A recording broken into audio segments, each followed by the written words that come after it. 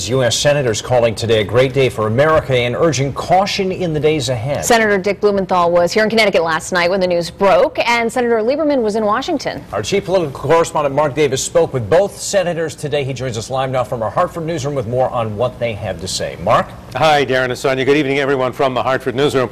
This day probably has extra meaning for Senator Blumenthal and his wife Cynthia. Their 25-year-old son Matthew is being deployed to Afghanistan on Thursday with the Marine Corps.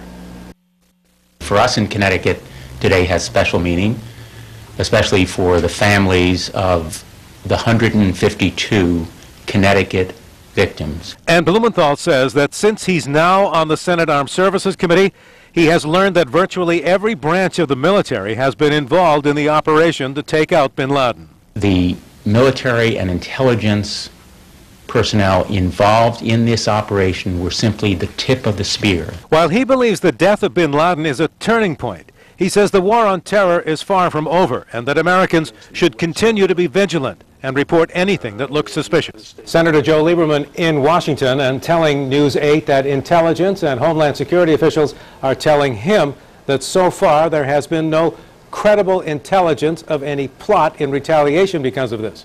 So I asked him what he thought the realistic danger was to Americans. Mark, my great fear is a so-called lone wolf, a self-radicalized individual, homegrown American terrorist who decides that this is the moment to go out and kill some fellow Americans. And in this regard, these are the toughest cases to find and stop. Getting bin Laden was not a partisan issue, but does getting him on his watch improve President Obama's prospects for re-election next year? I asked Lieberman. It's really hard to say, but I've got to say that it certainly doesn't hurt. I mean, I think the president, from somebody I talked to who was right inside in all these meetings, said to me, and this was a non-political appointee, the president was cool and decisive. He had some tough calls to make.